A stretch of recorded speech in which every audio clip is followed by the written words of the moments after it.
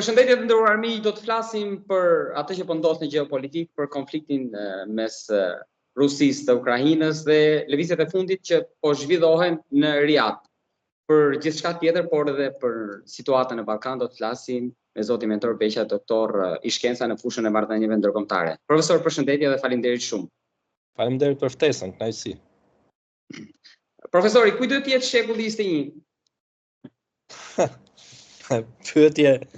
Pyetje shumë e vështirë për të dhënë një përgjigje.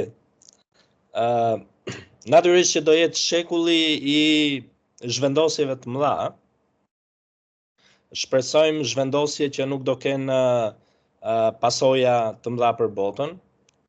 Dhe thelbi i gjithë zhvendosjeve dhe transformimeve është pikërisht marrëdhënia ndërmjet Shtetit Bashkuar të Amerikës dhe Kinës.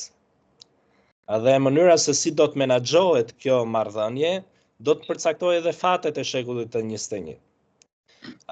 Në pikpamjen time, Shtetet Bashkuara të Amerikës mbeten ende në një pozitë më të favorshme për të dominuar shekullin e 21. Natyrisht që nuk ka më atë omnipotencë që ka patur gjatë momentit të famshëm unipolar, pra nga vitet 90 mbas luftës së ftohtë deri diku nga viti 2017. Por natyrisht që ruan ende statusin e superfuqisë më të madhe të botës, e cila është e parivalizuar ende në pikpamje ushtarake dhe në pikpamje të aftësisë së Shtetit Bashkuar të Amerikës për të projektuar fuqi ushtarake në të gjithë cepat e globit. Në këtë pikpamje, Shtetet Bashkuara të Amerikës janë të avantazhuar. Dyti, janë mbeten ende ekonomia më e madhe e botës. Janë ekonomia më inovative dhe kreative e botës, me nivelin më të lartë të produktivitetit në fushën e teknologjisë e kështu me radhë. Dhe Kina po e ndjek me hapa shumë të shpejtë dhe ka bërë një përparim të jashtëzakonshëm për të kaluar nga ajo ekonomia e manufakturimit e prodhimeve në ekonomi të nivelit të lartë, të prodhimeve teknologjike e kështu me radhë. Pra, këtë hap cilësor Kina e ka bërë dhe dje ka patur diskutimet mëdha edhe në Partinë Komuniste Kineze se si për ta institucionalizuar më tej këtë hop cilësor të ekonomisë kineze. Rikthehemi edhe një herë te Shtetet Bashkuara të Amerikës. Nga ana tjetër, po ashtu Shtetet Bashkuara të Amerikës kanë një rritje ekonomike të qëndrueshme. Do të pritet ky vit si do të rezultojë, sepse kanë filluar diskutimet që mund të ketë një recension ekonomik në SBA, por është shumë herët për të folur për këtë. Por deri tani SBA-t kanë patur një rritje ekonomike stabile të qëndrueshme ndërmjet 2-3%, çka nuk është rritje vogël ekonomike për një vend të zhvilluar dhe një fuqi të madhe. E dyta, Kina kishte premisa të rritej shumë më shpejt.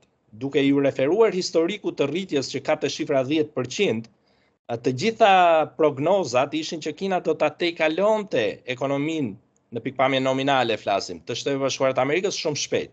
Mirëpo, rritja ekonomike në Kinë është ngadalësuar, është kurrur dhe është diku tek ndërmjet 4 dhe 5%, çka e bën të largët disi më distante momentin kur Kina do të tejkalojë fuqinë ekonomike e Shtetit Bashkuar të Amerikës. Po ashtu, keni parasysh që mbetet e rëndësishme prap gjeografia. Shtetet Bashkuara të Amerikës ndodhen në një pozitë gjeografike që i mundson dominim jashtrajonal. Pse? Sepse rajonin e ka nën kontroll. Pra, ka Oqeanin Atlantik në një anë, Oqeanin Paqësor në anën tjetër, Kanadan dhe Meksikën, pra nuk ka rivalitet brenda rajonit të vet. Dhe kjo i jep mundësi që të dalë shumë lehtësisht jashtë rajonit. Ndërkohë që Kina mbetet e rrethuar me vende jo miqësore në rajonin e vet. Dhe përpjekja e Kinës për të kontrolluar rajonin në fakt, për të vendosur në hegemoninë e saj rajonin, besoj është momenti më i rrezikshëm i mundshëm që mund nxjisë një luftë të madhe e cila mund të shkojë tej parashikueshmërisë. Sepse nuk mund të jesh fuqi e madhe globale me projekcion të fuqisë tënde në të gjithë botën, nëse nuk kontrollon dot rajonin tënd, dhe ky është mësimi që na jep gjeopolitika.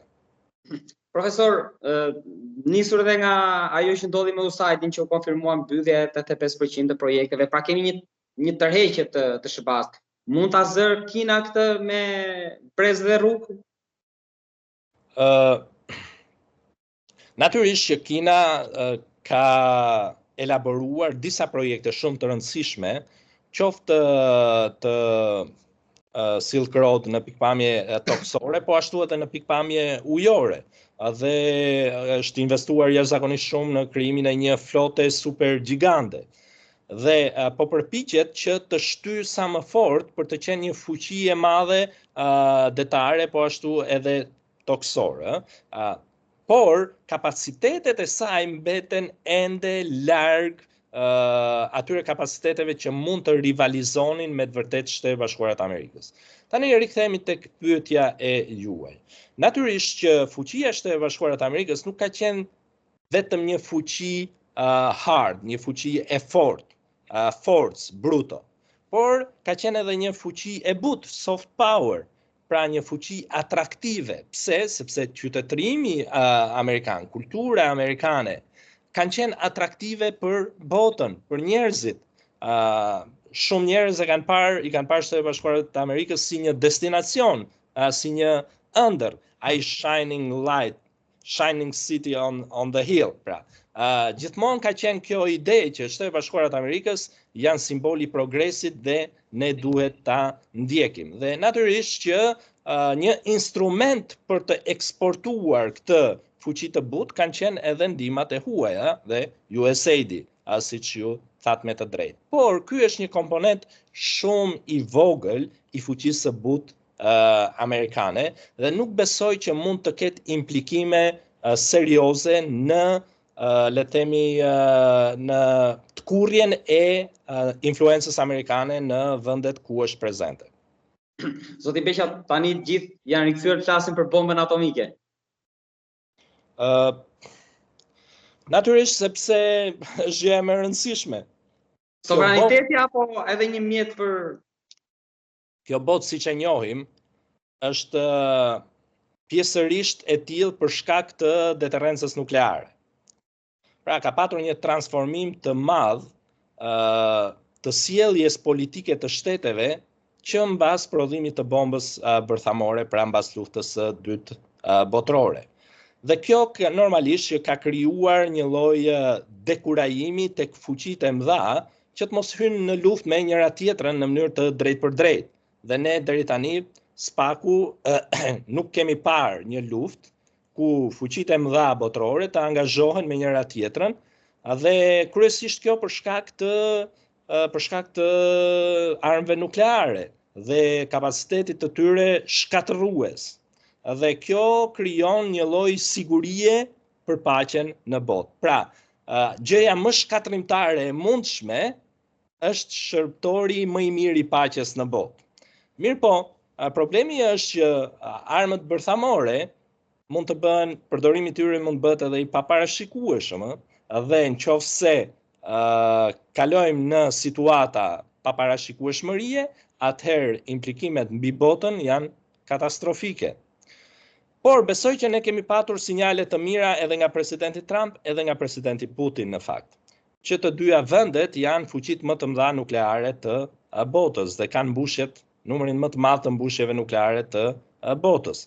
Dhe ka patur sinjale nga presidenti Trump për të negociuar me Rusin për të reduktuar numrin e këtyre mbushjeve bërthamore, çka është një lëvizje pozitive. Zdyti, ne kemi edhe një lëvizje brenda Europës për të fituar një lloj autonomie edhe në fushën e deterrencës nukleare. Europa mbrohet nga ombrella amerikane nukleare, siç ju e dini. Dhe nuk ka pavarësisht se Franca dhe Anglia janë vende zotruese të armëve nukleare, nuk kanë kapacitetet për të mbrojtur në rast të një sulmi nga Rusia.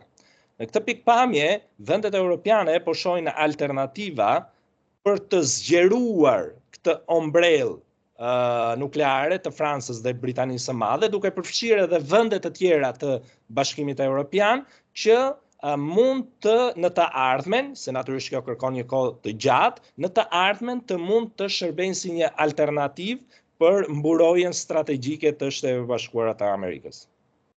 Zoti Beqa, nismat e Macronit, por edhe kryeministrit britanik, pasi Merz akoma nuk e ka marrë detyrën, 800 miliardë që janë dhënë, a është koha e mjaftueshme për parandaluar ndoshta një shpërbërje të NATO-s apo edhe të Bashkimit Evropian, apo është shumë larg? Mund të arrijë Rusia këtij qëllimi? Do ju përmend një emër, quhet Irving Kristol. Mbahet si babai themelues i neokonservatorizmit në Shtetet Bashkuara të Amerikës. Në vitet 80 ka një artikull të famshëm në New York Times, në mos gaboj. Dhe ai thot pikërisht këtë gjë, që Europës i bën dëm varësia totale që kanë nga Shtetet Bashkuara të Amerikës. Ata duhet të fitojnë autonominë e tyre strategjike. Dhe në kuadër të kësaj do duhet që të krijohet një NATO europiane me Shtetet Bashkuara të Amerikës si aleat, por jo pjesë të NATO-s. Dhe në fakt, mbas 4 dekadash është ringjallur një diskutim i ngjashëm me këtë që Kristol ka shkruar para dekadash. Dhe besoj që Shtetet Bashkuara të Amerikës me të drejtë kanë ushtruar një presion mbi europianët që të zgjohen nga gjumi letargjik strategjik, sepse ato kanë humbur shqisat e kuptimit të zhvillimeve strategjike pikërisht për shkak të mburojjes që ju kanë krijuar Shtetet Bashkuara të Amerikës. Europa e ka potencialin si ekonomik ashtu edhe teknologjik për të qenë një superfuqi ushtarake në pikpamje dhe për të qenë një aktor i rëndësishëm global. Por nëse europianët nuk marrin vendime të përbashkëta dhe të vendosura, natyrisht që nuk mund ta arrijnë të. Dhe problemi më i madh i Bashkimit Evropian nuk janë kapacitetet ekonomike dhe kapacitetet teknologjike. Problemi më i madh i Bashkimit Evropian është sepse kemi të bëjmë me një organizim binacional sui generis, i cili është hibrid. Pra, nuk është asnjë federat që të ketë sovranitet, por nuk është asnjë organizatë ndërkombëtare e dobët që nuk ka influencë mbi vendet sovrane. Pra, është diçka e ndërmjetme. Por kjo krijon pengesa të mëdha në vendimarrje dhe fragmentim të Bashkimit Evropian. Ky është problemi numër 1. Problemi numër 2 janë vetë vendet anëtare. Dhe kur flas për vendet anëtare, flas për vendet kryesore. Dhe vendi kryesor në Bashkimin Evropian është Gjermania. Gjermania për momentin është një vend i smur, si në pikpamje politike, ashtu edhe në pikpamje ekonomike. Kemi gjasa që me Merz të shohim një Gjermani tjetër dhe shpresojmë shumë që të kemi një Gjermani tjetër që të jetë shumë më shumë prezente dhe e vendosur në politikën europiane. Por deri tani kemi parë një Gjermani me një sistem politik shumë të fragmentuar, me vendimarrje shumë të ngadalta, dhe një Gjermani pa influencën e duhur në zhvillimet kontinentale dhe përtej kontinentale. Dhe s'dyti, një Gjermani e cila ka qenë në recension ekonomik në spaku 3 vitet e fundit, për shkak të atyre që kanë ndodhur, kryesisht për shkak të çmimeve të energjisë, për shkak të luftës së Rusisë në Ukrainë. Por edhe elemente të tjerë që kanë ulur produktivitetin dhe konkurrueshmërinë e Gjermanisë. Nëse plani i Merz do të funksionojë dhe Gjermania e tejkalon këtë ngërç në të cilin është, çka unë besoj që mund ta tejkalojë sepse e ka gjithë potencialin, atëherë ne mund të shohim një Gjermani tjetër dhe nëse do kemi një Gjermani të shëndosh, besoj do të kemi një Europë më të shëndosh. Zoti Beqa, për të shkuar në Riyadh, Rubio përpara nisjes, se të shkonte pra në Arabinë Saudite, ka deklaruar që Zelenski duhet bëjë ca lëshime me Ukraina nga territoret e humbura nga 2014. Ndërkohë që Zelenski flet për një paqe të drejtë. Tani, cila mund të jetë zgjidhja për territoret e pushtuara? Ndoshta mund të kemi edhe rastin e 2 Koreve apo jo? Në fakt këto janë bisedime, këto quhen ndryshe në gjuhën teknike exploratory talks. Pra janë bisedime eksploruese për të parë dhe për të kuptuar pozicionin e palëve, dhe deri ku mund të shkojnë palët, pra sa mund të lëshojnë palët. Dhe në këtë rast, delegacioni amerikan do përpiqet të kuptojë se deri ku mund të lëshojnë ukrainasit. Pra, cilat janë vijat e kuqe të Ukrainës dhe se si këto mund të ballafaqohen me kërkesat e rusëve, sepse këtu janë dy palë dhe duhet gjetur një zgjidhje që integron kërkesat e të dyja palëve. Thënë këtë, natyrisht që do jenë bisedime shumë të vështira. Ndoshta hapi më i rëndësishëm do të ishte një pezullim i përkohshëm i luftimeve, dhe besoj që ukrainasit kanë rënë dakord me këtë për një pezullim të luftimeve në det dhe në ajër, por konflikti në front mbetet i tillë. Mirë po me këtë kërkesë nuk besoj që pajtohen rusët, sepse e shohin si një mënyrë të Ukrainës për të fituar kohë. Dhe do të shihet se si do të manovrojnë Shtetet e Bashkuara të Amerikës në këtë ndërmjetësim. Zdyti, në afatgjat, problemi themelor nuk janë territoret, sepse të gjithë mendojnë që janë territoret problemi kryesor. Problemi kryesor është garancia për sigurinë e Ukrainës në të ardhmen. Pra garancia që Ukraina nuk mund të sulmohet në të ardhmen. Besoj ky është thelbi i të gjithë problemit. Dhe sa i përket territoreve, unë jam pothuajse i bindur që Rusia nuk heq dorën nga territoret. Ajo është çështje e kryer. Dhe Ukraina nuk do t'i njohë asnjëherë territoret si pjesë e Rusisë. Në këtë pikpamje do kemi një konflikt të ngrirë, pra nuk do kemi një zgjidhje. Rusia do i konsideroj territoret të tyre, do i integroj brenda Federatës Ruse. Ukraina nuk do t'i njohë asnjëherë si të tilla, dhe në pikpamje të ligjit ndërkombëtar nuk besoj se do të njihen ndonjëherë si të tilla.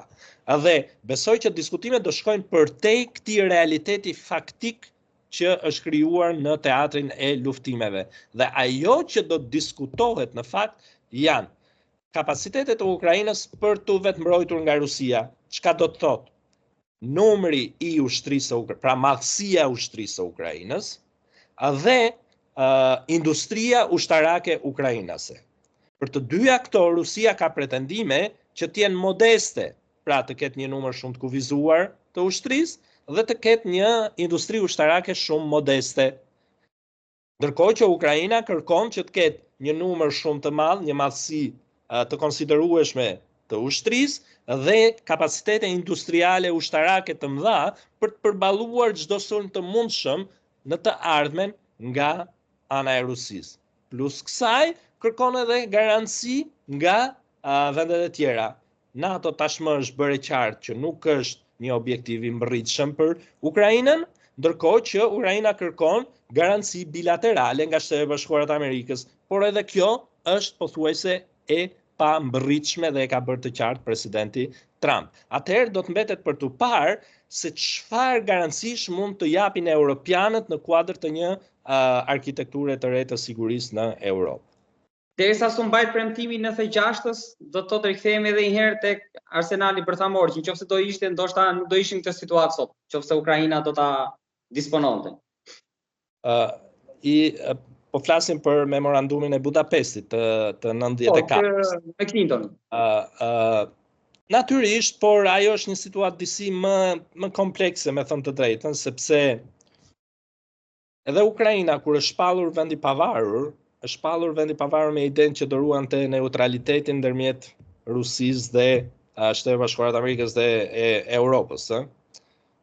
Dhe brenda kësaj kornize kemi shkuar edhe tek memorandumi i Budapestit i vitit 94 që çon në heqjen e armëve bërthamore nga ana e Ukrainës. Por edhe vetë armët bërthamore janë çështje e diskutueshme sepse ato nuk janë armë bërthamore të Ukrainës. Janë armë bërthamore të Bashkimit Sovjetik. Kapacitetet për t'i mbajtur ato, shpenzimet e mëdha e kështu me radhë, dhe Ukraina ishte vend i sapo lindur në pikpamje të shtetësisë. Pra ishte një situatë krejt tjetër, gjendeshim në një moment unipolar të triumfit të liberalizmit, ku lufta dukej e paimagjinueshme kështu me radhë. Pra jemi në një kontekst historik krejt tjetër. Dhe natyrisht që askush nuk mund të parashikonte këtë që ka ndodhur në 2022-shin, por politika ndërkombëtare është e tillë, lufta është gjithmonë prezente. Siç thot një shprehje e famshme, paqja është interval ndërmjet luftrave, siç është dhe lufta interval ndërmjet dy periudhave të paqes. Zoti Beqa, Mark Rutte ndodhet në Kosovë. Ju në mendjetuar çfarë skenari mendoni që do zbatoj? Kush është plani i Putinit i Trumpit, por edhe i Putinit për Ballkanin? Natyrisht që prezenca prezenca e sekretarit përgjithshëm të NATO-s në Kosovë është një sinjal i rëndësishëm në kushtet e një lloj tronditje që është krijuar nga politikat e reja të presidentit Trump. Dhe është një sinjal garancie për praninë e NATO-s në Kosovë. Por kjo nuk lidhet vetëm me Kosovën, por lidhet me Ballkanin më në gjerësi. Dhe vizita e parë e Mark Rutte ishte pikërisht në Bosnjë, një vend i cili është pothuajse në prag të një lufte të mundshme për shkak të përpjekjes së Republikës Srpska për të shkputur nga entiteti i Bosnjë-Hercegovinës. Dhe prezenca e Rutte është një inkurajim për të ruajtur statu quo në Ballkan. Se sa e qëndrueshme është kjo statu quo, ky është një diskutim tjetër që kërkon kohë shumë të gjatë për tu elaboruar. Por, për momentin statu quo-ja është e domosdoshme të ruhet pa u gjetur një zgjidhje alternative e cila do të përmirësonte situatën e sigurisë në Ballkan, sepse prishja statu quo-s për të shkuar në konflikt do të ishte dramatike për Ballkanin dhe për Europën. Prandaj dhe besoj që edhe NATO dhe Bashkimi Evropian janë shumë të interesuar për ta ruajtur këtë statu quo të paprekur. E para. E dyta, ne kemi një lloj tronditje të NATO-s për shkak të qëndrimit amerikan, për shkak të qëndrimit të Shtetit Bashkuar të Amerikës. Dhe nuk është e qartë se cili do të jetë qëndrimi i tyre në të ardhmen në raport me NATO-n, edhe në mënyrë të veçantë në raport me trupat që ata kanë në Europë, çka nuk është një numër i vogël. Në Kosovë është numri relativisht i vogël, diku te 700 trupa ushtarake amerikane, por prezenca e tyre është shumë e rëndësishme në pikpamje simbolike, sepse është garanci për Kosovën. Largimi i tyre do të krijonte një problematik. Unë nuk jam alarmist për nga natyra, por do të krijonte një problematik që do duhet të gjenden mekanizma të tjerë për ta menaxhuar. Kjo nuk do të thotë që nuk do të inkurajonte serbët në aventura që nuk i kanë jo tradicionale në natyrën e tyre. Por besoj që palët në Ballkan e kanë të vështirë të përballojnë luftra në gjendjen që janë. Pra nuk më duket që kemi potencial për të patur luftë në Ballkan, pavarësisht se mënyrës se si do të lëvizin fuqitë e mëdha. Tani, kthehemi tek Rusia. Natyrisht që Rusia është një aleat i Serbisë. Por deri tani ne nuk kemi pasur të dhëna konkrete që Rusia ka një përpjekje për ta destabilizuar Ballkanin. Më shumë duket që interesat janë të aktorëve të brendshëm politik në Ballkan, siç është rasti i Dodik në Bosnjë-Hercegovinë, sesa të kemi një inspirim nga ana e Moskës për të patur një konflikt në Ballkan. E dyta, besoj që edhe kapacitetet e Moskës për ta shtyrë Ballkanin në konflikt janë të kufizuara, sepse çdo tentativë e tillë do të ndishej natyrisht me një kundërpërgjigje nga ana e europianëve dhe nga ana e amerikanëve. Në këtë pikpamje e shoh të kufizuar mundësinë e Moskës për të krijuar trazira në Ballkan.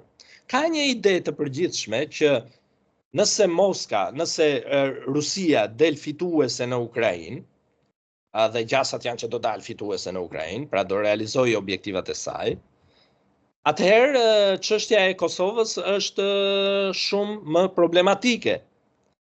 Për mua kjo nuk qëndron, kjo është një logjik e cila nuk ka vijimsi, nuk ka kontinuitet. Besoj që mund të jetë e kundërta. Europianët të alarmuar nga revanshi i Rusisë mund ta shohin më shumë prioritet çështjen e Ballkanit dhe të Kosovës dhe të përpiqen të gjejnë një zgjidhje për t'i dhënë garanci dhe siguri shtetit të Kosovës. Pra, nuk duhet ta shohim thjesht përderisa Rusia është aleate e Serbisë, Rusia fiton në Ukrainë, atëherë Kosova do jetë në telashe të mëdha. Kjo logjik nuk funksionon kështu, politika ndërkombëtare është shumë më komplekse se sa kaq. Profesor, një pyetje të fundit kam, duke qenë se jemi në një situatë hipotetike, në rast të një agresioni të mundshëm, ne duhet presim nenin 5, nëse do aktivizohet, apo ndoshta duhet filluar puna edhe për aleanca dypalqe, ndoshta siç është rasti i Greqisë me Francën. Pra, ku duhet të mbështetemi? Apo te vllai i madh në Turqi? Unë kam bërë edhe një artikull relativisht të gjatë sa i përket kësaj, me thënë drejtën. Dhe natyrisht që burimi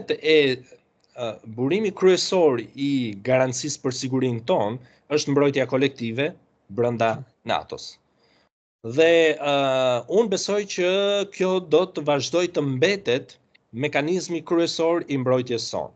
Por kjo nuk do të thotë që ne të mos mendojmë për mekanizma përplotësues të këtij mekanizmi sigurie.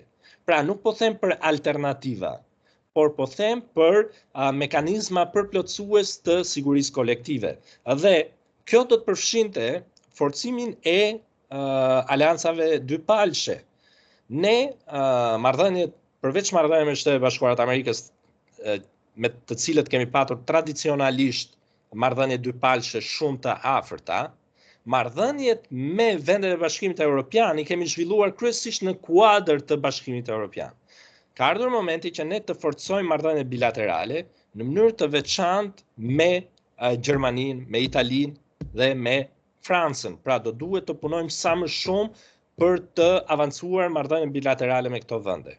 Zlyti, do duhet që të krijojmë një strategji të madhe që përfshin edhe vendet e rajonit dhe që na krijon një lloj unaze rrethimi jo në pikpamje negative, por në pikpamje të dekurajimit të Serbisë nga çdo lloj aventure të mundshme. Dhe kjo do të përfshinte natyrisht një marrëdhënie shumë më intensive me Turqinë, i cili është aleati ynë strategjik dhe ka për të mbetur aleat i tillë strategjik, veçanërisht në kohëra të vështira. Një aleancë me Kroacinë dhe duhet të intensifikojmë bashkëpunimin me Kroacinë. Do duhet të eksplorojmë mundësinë për të fuqizuar marrëdhëniet me Bullgarinë, në mënyrë që dhe të përmirësojmë marrëdhëniet me Bosnjë-Hercegovinën, të cilat janë në nivele shumë të ulta në fakt. Në mënyrë që të krijojmë një blok që do të kundërbalanconte Serbinë në pikpamje të çdo lloj pretendimi të mundshëm në të ardhmen. Dhe ajo çka është më e rëndësishme, çka përbën edhe rrethin kryesor, besoj është që ne kemi deficienca në